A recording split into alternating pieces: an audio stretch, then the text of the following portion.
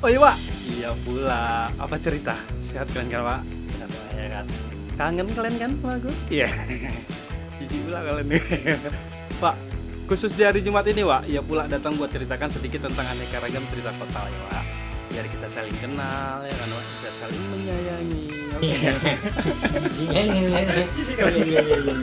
Oke ya Wak, gak perlu lama-lama ya, kita gas aja Wak. Yuk masuk bareng kapal.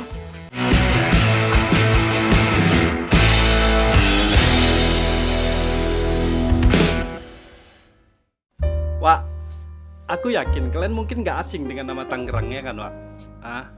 Kota ini berdiri tanggal 13 Oktober 1632 Wak. Kalian hitunglah tuh berapa umurnya. 391 tahun ya Wak umurnya. Sekarang 2023 ya kan. Tua juga ya kan. Senior berarti. Oke ya Wak. Nah Wak, jadi dulu sebenarnya namanya bukan Tangerang Wak, asal kalian tahu, tapi Tenggeran. Tenggeran istilahnya. Tengger itu kalau nggak salah artinya batas atau patok, tengger ya kan, patokan gitu ya.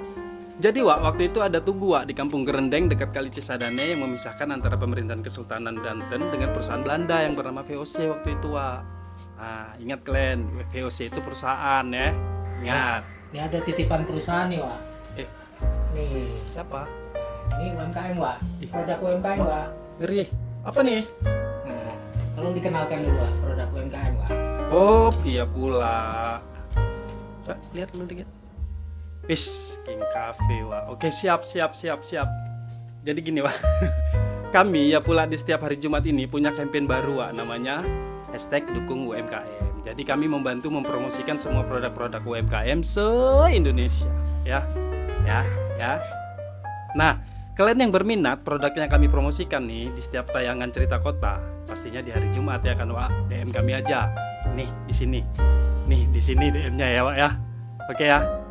Aku tes dulu lah coba ya kan. Nanti kayak mana rasanya. Wih, mak ngeri kali ya. Oh enak. Nih ada lagi yang rasanya nih Wak. Hah? Cobain Wak. King Cafe. Enak pula ini. Ini rasa apa Wak? Ubi? Rasa ubi. Rasa ubi? Ubi ungu mah ya pula ya. Yap, King Cafe bisa jadikan ubi, jadikan minuman. Luar biasa emang produk UMKM kita nih. Rasa apa Wak? Ini katanya apa itu istilahnya, black curry. Bukan, apa red velvet. Ini kalau nggak salah aku ini red velvet, ini ubi ungu dan banyak varian rasanya pastinya ya. Buat kalian yang berminat produk King Cafe bisa kontak langsung di kolom deskripsi. Oke ya Wak ya. Oke ya Wak. Nah, kita lanjut nih ya Wak. Jadi waktu itu tahun 1513 mundur jauh ke belakang sebelum VOC datang Wak. Penjelajah Portugis Tom Pires namanya menulis catatannya Wak, bahwa Tangerang yang dia eja jadi Tamgara itu udah jadi kawasan perdagangan strategis Wak.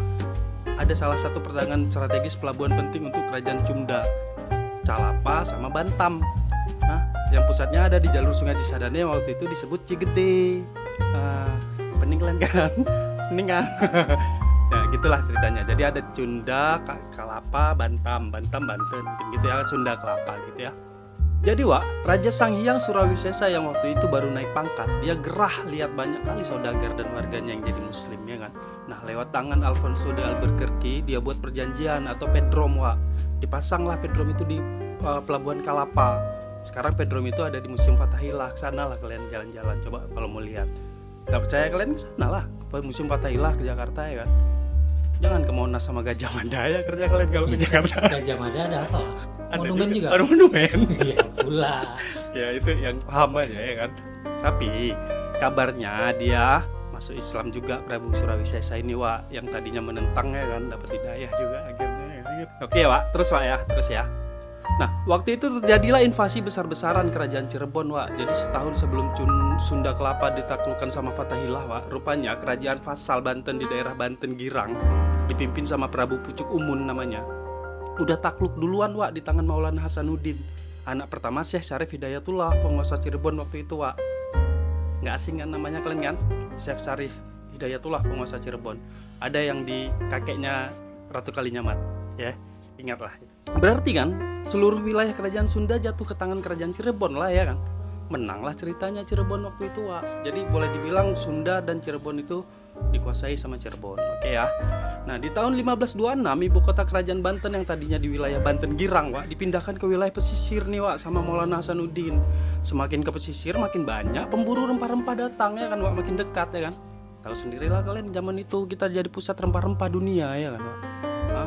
Buah pala, cengkeh segala macam cari di Indonesia nih ya kan. Ya pokoknya kalian lihatlah video-video aku ke belakang itu banyak lah.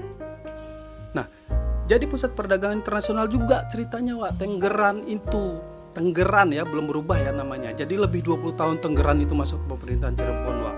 Sampai waktu tahun 1552 Banten memisahkan diri dengan Kesultanan Cirebon yang menjadikan Sultan Maulana Hasanuddin sebagai raja yang pertama. Pisahkan diri dia, tapi tetap jalur silsilahnya Cirebon, tapi nggak dikuasai Cirebon lagi, udah mandiri. Lanjut ya, lanjut, man.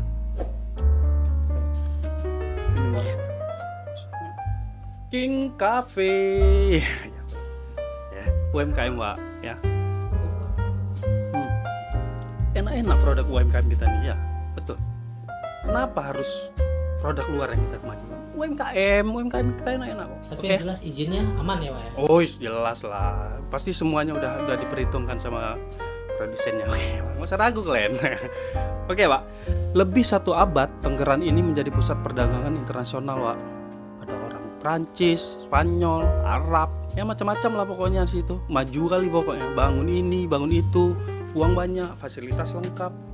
Ada lapangan tenis, kolam renang, gym ya. Saya kalian. Spa ada, Pak? Spa ada, oh ya ada lah, spa kan tempat pemandian umum. Oh iya. Kolam renang ya? Kolam renang ya. Enggak. Mana ada gym waktu itu, orang badannya udah sehat-sehat. Oke ya. Sampai suatu hari datanglah VOC melalui tangan si Jan Pieter Zoon Koen namanya. Datang buka jalur sendiri dia, Wak. Tahu kalian lah kayak mana cakupan area VOC ini, hampir sepertiga dunia dikuasainya. Perusahaan lo itu. Catat ya. Ngeri kali ya, Pak. VOC namanya juga. Padahal, Wak, belum ada juga tuh ya. Tuh, hampir sepertiga dunia, Wak, dan ternyata, Wak, kantornya ada di Jayakarta. Di mana Jakarta? Batavia, Wak. Gajah Mada, Pak? Enggak. Kok Gajah Mada? Itu Saritem. Oke, kita mainnya Saritem, enggak Gajah Mada. Ada juga. Ada juga. Artikelnya ya. Ada. Itu Saritem lah kalian nonton. Ada aku di situ. Bukan, kita bahas Saritem juga. Oke ya, Pak. Padahal di sebelahnya ada Tenggeran, Wak. Itu udah jadi kawasan internasional juga kan. Udah rame. Pusat perdagangan internasional di Tangerang. Di Tenggeran. Dibikinnya lagi di Batavia ya. Memang kimak kali yang Belanda nih ya kan. Nah, tahun 1654 di Stadthuis atau sekarang terkenal dengan Museum Fathahilah ya, kalian tahu lah. Bukan nggak terlalu pas ya bahasa Inggris ya. Bahasa Belanda tuh, Pak. Oh, Belanda ya. Ya udah, kita lagi ngomongin Belanda ya kan. Nah, jadi di Stadthuis atau di Museum Fathahilah, para petinggi VOC itu membuat pembaruan perjanjian, Wak, dengan yang pernah disepakati tahun 1645 waktu itu. Pembaruan itu dituju untuk Sultan Ageng Tirtayasa, yang mana itu perjanjiannya VOC mau memonopoli perdagangan. Nah, cuman nih? Udah mulai kan kalian nampak pula keluar watak Yahudinya tuh ya kan? Semua mau dimonopolikan ya kan? Kalau aku ada di situ enak kali ya. Sultan Ageng juga nggak mau. Oke ya, Pak. Boikot produk VOC, Pak. Oh jelas. Nah, sekarang juga. Sekarang sampai ke anak-anaknya nih diboikot. Oke, Pak. Jadi karena VOC itu semau-maunya aja sama pribumi yang ada waktu itu dipimpin Sultan Ageng Tirtayasa ya kan. Ini udah kepemimpinan kedua ya setelah Maulana Hasanuddin, Sultan Ageng Tirtayasa ya, Pak. Jadi ngamuk lah para sultan waktu itu ya kan. Ngamuk lah warga-warga itu ya kan. Nah, VOC itu banyak bawa tentara rekrutan, Wak. Ya, dia ngerekrut tentara dari Makassar waktu itu, banyak direkrutnya, dipaksanya lah orang-orang Makassar tuh buat ikut dia. Nah, jadi karena orang-orang Makassar nih nggak biasa dengan penyebutan Tengger, kayak mato angin gitu ya kan. Jadi berubah lah di lidahnya orang Makassar ini jadi Tangerang. Jadi orang kita tahu sendiri lah, lebih gampang nyebutnya ya kan, nyari gampangnya aja, kayak tahu sendiri lah orang kita nih ya kan. Kalau bisa lebih mudah kenapa harus cari yang susah ya kan. Kalau ada yang gratis kenapa mesti bayar ya? Iya pula. Kalau kalian bisa kenapa mesti aku? Malas sekali ya, Pak. Ya enggak gitu juga lah ya. Kita udah hebat-hebat nih ya kan. Jadi karena keadaan itu, Wak, Sultan merasa membutuhkan bantuan. Akhirnya beliau menugaskan 3 kerabat beliau dari kerajaan Cirebon, yang mana kerajaan Cirebon itu masih garis keturunan Sultan Banten juga ya kan Wak, tadi dari Sultan Maulana Hasanuddin ya kan. Nah di situ ada Raden Arya Yudanegara, ada Raden Arya Wangsakara, dan ada Raden Arya Santika. Mungkin kalian udah familiar lah dengan nama-nama itu, nama-nama pahlawan itu ya kan. Yang masing-masing Arya itu ditugaskan di daerah Jambe, Kampung Gudang, sama Pasar Kemis. Kalian familiar juga kalian kan dengar daerah-daerah itu ya kan. Nah karena perjuangan 3 Arya itu maka dikenal nama 3 Raksawa. Sekarang 3 Raksa jadi pusat pemerintahan Kabupaten Tangerang. Gitu Wak ceritanya, kurang lebihnya ya kan. Cocok ya. Jadi semua tokoh yang kusebut tadi itu Wak, itu tokoh-tokoh di zaman Kerajaan Banten yang ada di Tangerang zaman dulu Wak. Sebenarnya banyak juga tokoh-tokoh hebat yang lahir di zaman pergerakan kemerdekaan Indonesia dulu ya kan. Ada Dan Mogot, Tubagus Angke, Mr. Syafruddin Prawira Negara. Ya kan itu kan semua tokoh yang berasal dari Tangerang ya kan Wak. Cocok kan? Ya enggak Wak? Jangan ngerokok aja. Aku pun pengen. Jadi Boleh, betul. Pak. Bebas asap rokok Enggak ya. di depan kamera. Depan kamera. Jadi betul lah Wak, Tangerang ini disebut sebagai kota perjuangan juga ya kan. Karena banyak juga pelagan-pelagan pertempuran yang ada di kota Tangerang ini ya kan, titik-titik pertempuran ya kan. Begitu. Oke. Jadi kayak gitulah Wak ya, kurang lebih kisah singkat sejarah kota Tangerang ini Wak. Sekarang kota ini berkembang jadi kota industri. Kalau istilah zaman sekarang jadi penyangga ibu kota, yang mana banyak pabrik industri besar tumbuh berkembang di sana Wak ya kan. Ya umumnya kota penyangga ibu kota lah ya kan, dari industri besar berskala nasional hingga industri rumahan yang menguasai pasar kecil dan menengah. Contohnya ini King Cafe. Oke ya Wak ya. Itu dari Tangerang tuh Pak. Tangerang lah Wak. Nih kan produk Tangerang. Pokoknya di mana ada wilayah cerita kota di situ ada produk ya kan. Kita punya produk masing-masing di setiap kota. Nah, Iya buat pula. emang ada tukang bakso Wak. Itu tuh UMKM juga tuh. Kayaknya tuh harus disupport. Ayo Bang, bunyikan suaranya. Dukung UMKM. Dukung UMKM. Hidup tukang bakso. Gak taunya Intel. Oh iya. Itulah ya.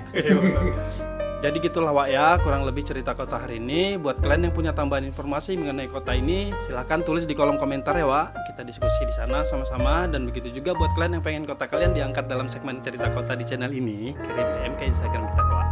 Ada di sini, ya nantilah ya. Pokoknya ada lah. Instagram kita itu @yapula. Boleh ya kalian ya. Kalian apa istilah kalau di Instagram? Follow. Follow. Boleh lah kan follow ya. Enggak kenalan sama admin ya. Iya. Ya. Oke Wak, aku izin pamit dulu nih. Mau kemana Pak? Mau ke airport Wak, ada janji bisnis aku. Iya. Di Tangerang ada airport. Ada lah, itu Soekarno Hatta. Itu DKI Pak. Tangerang itu Wak. Kan wilayah DKI bukan Pak? Ya, enggak, wilayah Tangerang itu. DKI Pak. Tangerang itu Wak. DKI itu Pak. Kan tasnya juga CKG Pak. Cengkareng ya kan Pak? Cengkareng DKI. Enggak Wak, Tangerang itu Wak. Tangerang. Tangerang DKI itu. Pak. Tangerang Wak. Iya, DKI Pak. Tangerang Wak, udah Tangerang. Serah lah Kak. Tangerang itu. Tangerang jadinya Pak. Tangerang Wak. Ya udahlah. Oke ya Wak. Oh iya Wak. Tangerang itu Pak. Tangerang itu Wak. DKI Pak. Tangerang. DKI. Wilayahnya Tangerang Wak. Bukan jadi DKI. Kan ada itu di buku-buku pelajaran tuh. Ibu kota airport Jakarta Tangerang. Setuju ya Tangerang. Tangerang Wak. Saya.